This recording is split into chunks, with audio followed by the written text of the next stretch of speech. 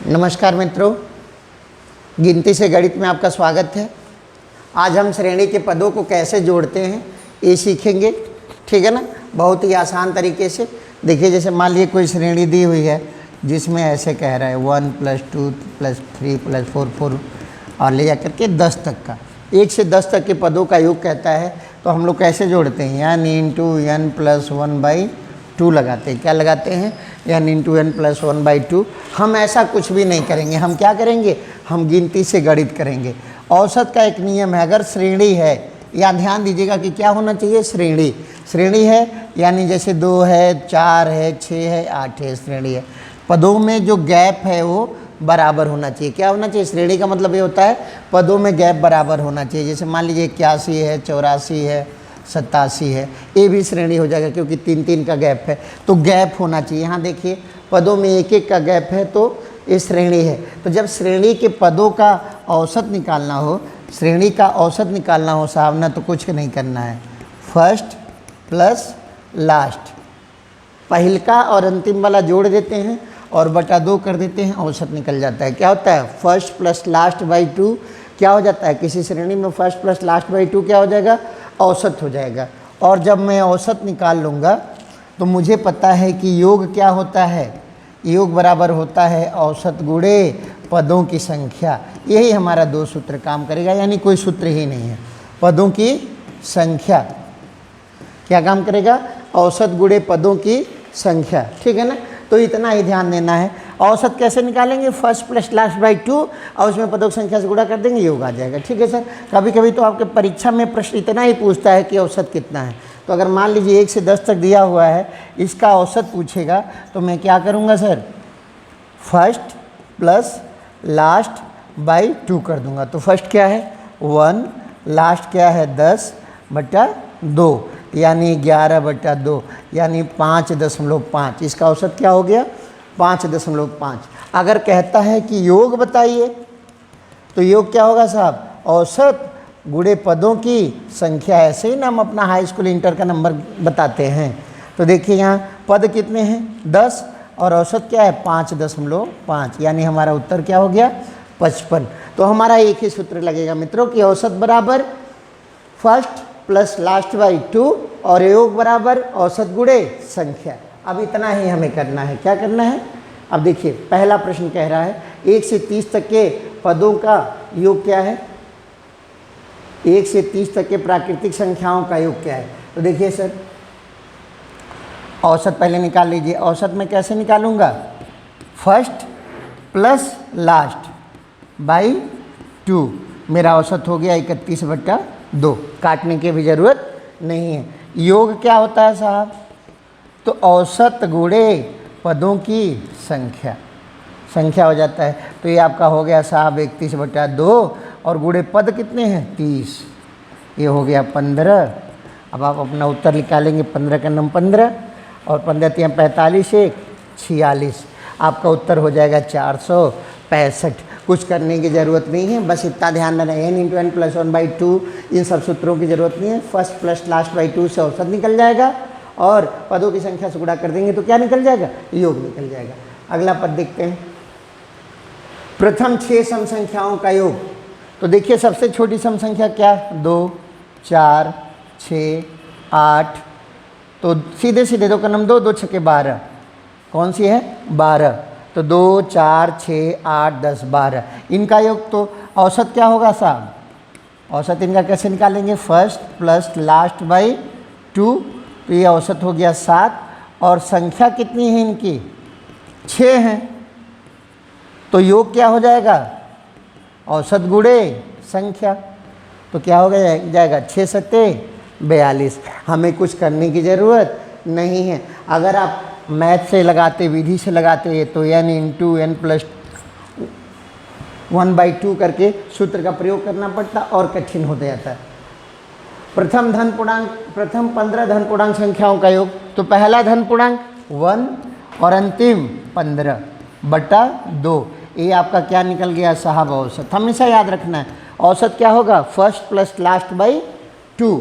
तो फर्स्ट है वह 1 और लास्ट है 15। दोनों को जोड़ के 2 से भाग दे दीजिए, क्या हो गया? 8।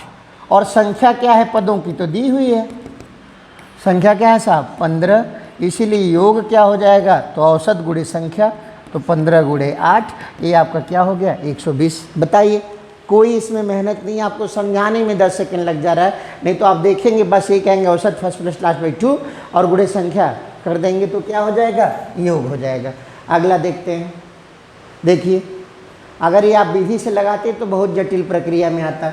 जटिल प्रक्रिया में कैसे आता, आपने लगाया होगा 1 प्लस डॉट डॉट डॉट 100 तक ले जाते हैं, जोड़ते हैं 1 से 100 तक को, और फिर इसमें से माइनस करते हैं 1 से 100 तक को, उसके बाद n इंटू n प्लस 1/2 का सूत्र लगाते हैं, क्योंकि ये प्रथम n प्राकृतिक संख्याओं पर लगता है, आपका समय जाता है। और मैं बार बार आपसे कहता हूँ कि परीक्षा में केवल समय का ही खेल है, टाइम मैनेजमेंट है। अब देखिए हम कैसे लगाएंगे औसत, फिर वही मेरा formula first plus last by 2। First क्या है 101, लास्ट क्या है 200/2, यानी 301/2 कर लीजिए 150.5। ये आपका क्या हो गया औसत हो गया। और जब ये आपका औसत हो गया और संख्या कितनी दी हुई है 100, देखिए कितना दिया हुआ है 100 और 200 तक लिखा हुआ है तो कितना हो गया 100। तो योग क्या हो जाएगा साहब, सीधा सीधा औसत गुणे संख्या, तो आपका हो जाएगा ये 150/50। उत्तर कौन सा आ जाएगा, उत्तर नंबर सी आ जाएगा। तो बात आपको समझ में आ गई होगी। पहले औसत निकाल लेंगे फर्स्ट प्लस लास्ट बाई 2 और उसमें पदों की संख्या से गुणा कर देंगे तो क्या मिल जाएगा, योग मिल जाएगा। अगला सवाल देखते हैं। देखिए काफ़ी सरल हो जाएगा, कुछ नहीं करना है। औसत कैसे निकालेंगे, 91 प्लस 140/2, ये हो गया आपका फर्स्ट प्लस लास्ट बाई 2, और पदों की संख्या 40 उधर है और 10 इधर हैं, कितने 50। अब आपके उत्तर देखिए हो गया, जोड़िए तो 140 और 91 231 और गुणे 25, 25 का नम 25 का 5, 25 या 75 2 77 और 25 दूनी 50 और 7 57, 57 75। ऑप्शन नंबर ए आ गया। बताइए, कुछ करने की ज़रूरत नहीं पड़ी, बस वही सूत्र है फर्स्ट प्लस लास्ट बाई 2, औसत हो जाएगा और पदों की संख्या से गुणा कर देंगे, क्या हो जाएगा योग हो जाएगा। नहीं तो अगर आप विधि से लगाते तो फिर आपको क्या करना पड़ता है, 1 से 90 तक जाते और फिर 1 से 90 तक घटाते, दो बार n इंटू n प्लस 1/2 आपको लगाना पड़ता है। ठीक है सर, आगे देखते हैं। प्रथम 20 विषम प्राकृतिक संख्याओं का योग क्या है। अब बताइए, विषम प्राकृतिक संख्याओं का औसत n होता है, योग यानी स्क्वायर होता है, ये सब सूत्र याद आपको करना पड़ेगा। और मैं जो आपको बता रहा हूँ विदाउट सूत्र, क्योंकि हमारा नाम ही है कि गिनती से गणित क्या करना है, गिनती से गणित करना है। अब देखिए, पहला डॉट डॉट डॉट 20 दूनी 40, तो 40 के पास विषम संख्या 39, तो 20वीं विषम संख्या क्या हो गई 39। फर्स्ट प्लस लास्ट क्या हो गया बाई 2 कर दिया हमने, क्या निकल गया औसत। यहाँ तक तो समझ में आ रहा है। और पद कितने दिए हैं 20, तो ये आ गया 20 गुणे 20, हमारा उत्तर क्या हो गया साहब 400। ठीक है ना, विद इन 5 सेकेंड्स आप लगा लेंगे, 5 सेकेंड से ज़्यादा नहीं लगेगा, क्योंकि फर्स्ट प्लस लास्ट बाई 2 आपको करना, औसत निकल जाएगा, पदों की संख्या से गुणा कर देंगे, योग आ जाएगा। चलिए साहब आगे देखते हैं। देखिए, ये कह रहा है 15 पदों तक, तो 1 3 विषम का है, तो 15 दूनी 30, तो 30 के पास विषम संख्या कौन सी है 29, तो 29 हो गया। तो फर्स्ट और प्लस लास्ट बाई 2, ये हो गया आपका औसत। ठीक है ना, और कितने पद हैं 15, तो ये देखिए 29 31/2, तो 15 गुणे 15, इसका मान क्या हो जाएगा साहब 225 हो जाएगा। क्या हो जाएगा 225 हो जाएगा। तो बार बार यही याद रखना है कि औसत क्या होगा sir, first plus last by 2, और औसत में पदों की संख्या से गुणा कर देंगे तो क्या हो जाएगा सर, योग हो जाएगा। आगे देखते हैं। देखिए, ये दिया हुआ है, इसके कंडीशन पे पूछ रहा है, हमें इसकी कंडीशन की कोई ज़रूरत नहीं है, सीधे चलते हैं। 11 से 20 तक के पदों का योग, फिर हम निकालेंगे औसत फर्स्ट प्लस लास्ट बाई 2, ये हमारा औसत हो गया, यहाँ तक क्लियर है। अब पद कितने हैं, तो 11 से 20 तक कितने पद हो गए 10, ये आपका हो गया 31, और ये 2 से कट गया 5, 31 बचे 155। देखिए आपका ऑप्शन नंबर ए क्या हो जाएगा 155।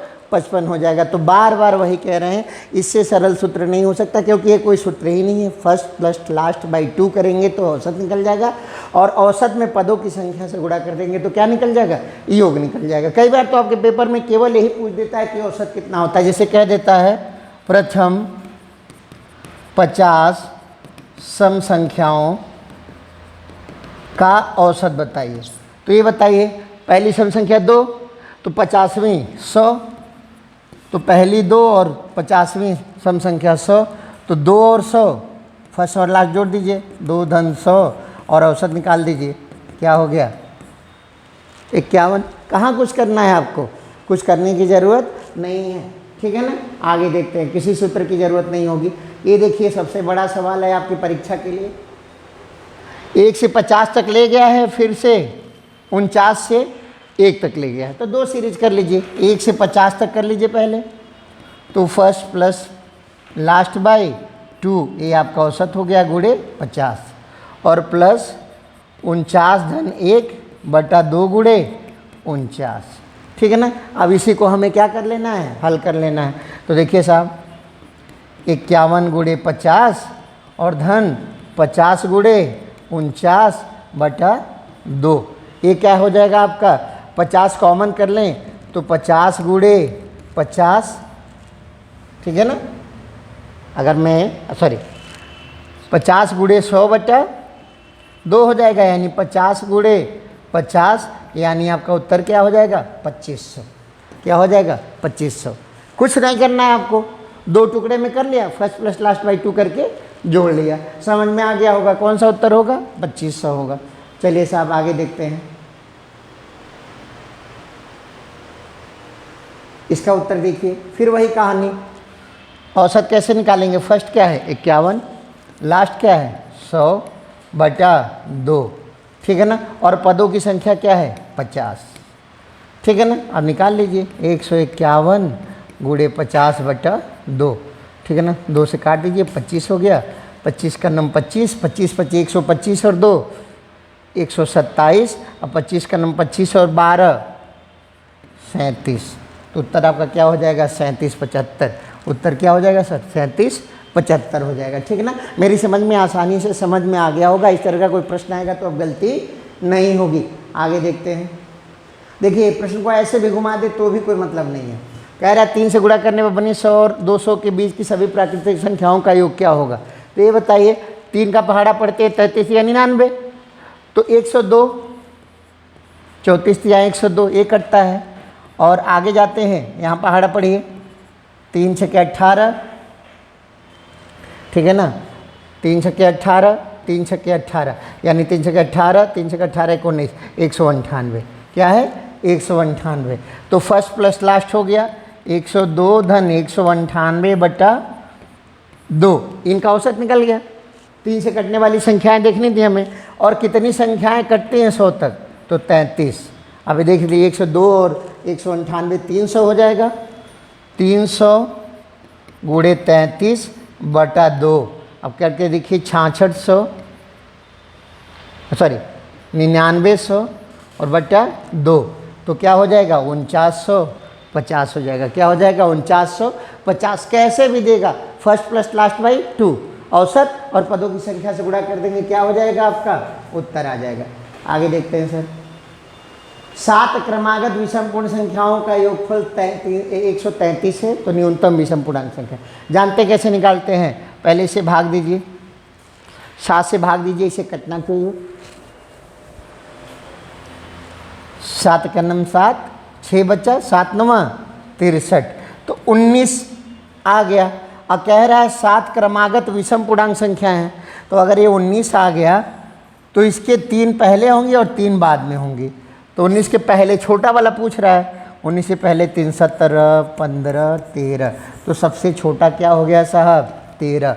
आपको कुछ करने की ज़रूरत नहीं है, जैसे जैसे प्रश्न कहेगा 19 17 15 13, सबसे छोटा 13, कहता सबसे बड़ा 21 23 25, सबसे बड़ा कौन सा हो जाता 25 हो जाता। मुझे कुछ करने की ज़रूरत नहीं है, ठीक है ना।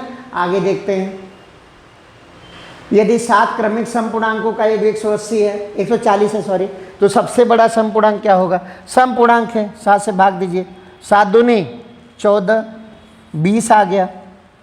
तो 7 समपूर्णांक है, 20 आया, तो 3 इसके इधर होंगी और 3 इससे बड़ी होंगी। तो पूछ क्या रहा है? बड़ा। तो 20 के बाद समपूर्णांक 22, 24, 26। तो कौन सा समपूर्णांक बड़ा वाला हो जाएगा? 26 हो जाएगा। अगर आपसे पूछता सबसे छोटा समपूर्णांक 18, 16, 14, सबसे छोटा क्या हो जाता है? 14। बताइए इसमें कौन सी मैथ है सबसे आसान तरीका है? आगे देखते हैं, ठीक है ना। इसको ध्यान से आप समझ लिए होंगे। मिलते हैं नेक्स्ट वीडियो में, धन्यवाद।